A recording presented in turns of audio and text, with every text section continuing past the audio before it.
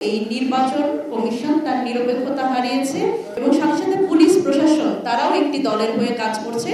একটি দলকে নির্বাচিত করার জন্য অলরেডি আমার রাষ্ট্রীয় সব প্রতিষ্ঠানগুলো একসাথে কাজ করছে এবং আমি বলতে চাই যে মিডিয়াও এর বাইরে না।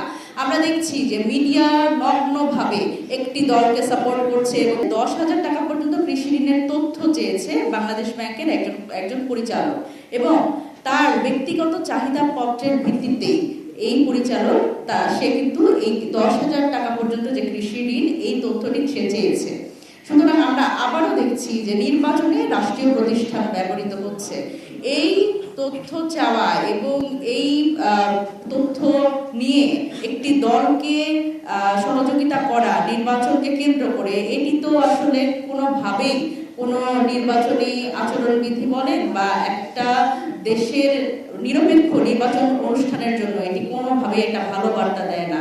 সুতরাং এই জায়গা থেকে আমি বলতে চাই যে এই নির্বাচন কমিশন তার নিরপেক্ষতা হারিয়েছে এবং এই রাষ্ট্রীয় প্রতিষ্ঠানগুলো ব্যবহার করে নির্বাচনের কে প্রভাবিত করা এবং ইলেকশন ইঞ্জিনিয়ারিং এর একটা অপতৎপরতা কিন্তু আমরা দেখতে পাচ্ছি। সুতরাং এই জায়গা থেকে অবশ্যই আমরা বলতে চাই যে এই জিনিসগুলো কিন্তু আমরা দেখছি 5 আগস্ট পরবর্তী বাংলাদেশে এই ধরনের নির্বাচনকে প্রভাবিত করা রাষ্ট্রীয় প্রতিষ্ঠানকে ব্যবহার করে এবং যেখানে স্বাধীন সার্বভৌম প্রতিষ্ঠান হিসেবে সাংবিধানিক প্রতিষ্ঠান হিসেবে ইলেকশন কমিশনের একটা বড় ভূমিকা রাখার কথা সেটি কিন্তু তারা রাখছে না।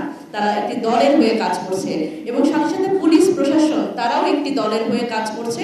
তাহলে আলটিমেটলি আমরা কি দেখছি সামনে, তার মানে একটি দলকে নির্বাচিত করার জন্য অলরেডি আমার রাষ্ট্রীয় সব প্রতিষ্ঠানগুলো একসাথে কাজ করছে এবং আমি বলতে চাই যে মিডিয়াও এর বাইরে না।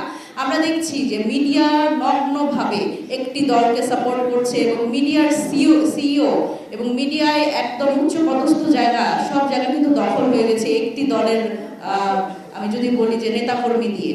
সুতরাং এই গুন্ডামি মিডিয়াতে বলেন এবং রাষ্ট্রীয় প্রতিষ্ঠান ব্যবহার করে নির্বাচনকে প্রভাবিত করার এই গুন্ডামি থেকে আমরা মুক্তি চাই এবং এটি নিয়ে আমরা কিন্তু যদি এটি বন্ধ না হয় আমরা কিন্তু অবশ্যই এটি নিয়ে রাজপথে যাব এবং এই ধরনের ইলেকশন ইঞ্জিনিয়ারিং করে বাংলাদেশে 5 আগস্টের পরে এই ধরনের ইলেকশন ইঞ্জিনিয়ারিং করে কেউ পার পাবে না এবং এটি নিয়ে আমাদের এনসিপি এবং 11 দলীয় ঐক্যজোট এটি কিন্তু আমরা কঠোরভাবে দেখছি।